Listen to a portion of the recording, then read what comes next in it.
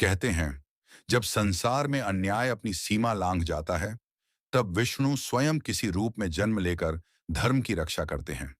इन्हें दिव्य अवतारों में एक हैं परशुधारी भगवान परशुराम। महर्षि भृगु के वंश में महर्षि जमदग्नि और माता रेणुका के घर जब एक तेजस्वी पुत्र ने जन्म लिया, तो आश्रम में एक दिव्य प्रभा छा गई। आशी जानते थे, यह कोई साधारण बालक नहीं। उन्होंने उसका नाम रखा राम। समय के साथ यह राम आगे चलकर परशुधारी राम कहलाए। परशुराम। बालक राम जन्म से ही विलक्षण थे, गंभीर, तपस्वी और असामान्य तेज से युक्त। वे सामान्य बालकों की तरह खेलों में नहीं लगे रहते थे। उनका मन सदैव साधना, अध्ययन और धर्म में रमता था। महर्षि जमदग्नि समझ चुके थे कि यह आत्मा किसी श्रेष्ठ उद्देश्य के लिए अवतरित हुई है। यौवन में प्रवेश करते हुए राम ने कठोर तप और ब्रह्मचर्य पालन किया, और उसी तपस्या से प्रसन्न होकर भगवान शिव ने उन्हें दिव्य परशु प्रदान किया। वह परशु जो आगे चलकर अधर्म के विरुद्ध न्याय का प्रतीक बना। उधर पृथ्वी पर अत्याचार बढ़ रहे थे।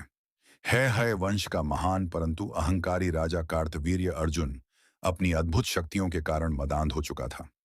जब वह महर्षि जमदग्नि के आश्रम पहुंचा, आर्षि ने अपने तपोबल से उसका भव्य सत्कार किया। परंतु शक्ति और अहंकार का संगम अक्सर विनाश लाता है। राजा ने आश्रम की दिव्य गाय कामधेनु को बलपूर्वक ले जाने का प्रयास किया। जब राम को यह ज्ञात हुआ, तो धर्म के रक्षक के रूप में उनका तेज प्रकट हुआ।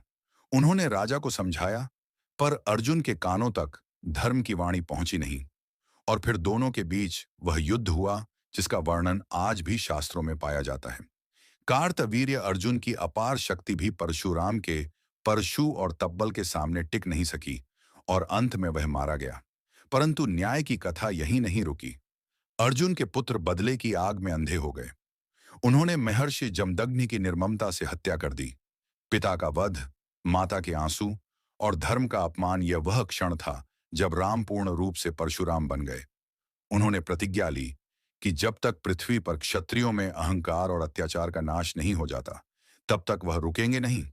इसी प्रतिज्ञा के साथ उन्होंने 21 बार पृथ्वी पर अत्याचारी क्षत्रिय कुलों का विनाश किया। उन्होंने निर्दोषों का वध नहीं किया, केवल अत्याचारियों को दंड दिया। प्रत्येक विजय के बाद वे तप में लीन हो जाते। यही कारण है कि उन्हें दिव्य योद्धा कहा गया, जो युद्ध करते थे धर्म की रक्षा के लिए, न कि शक्ति के प्रदर्शन के लिए।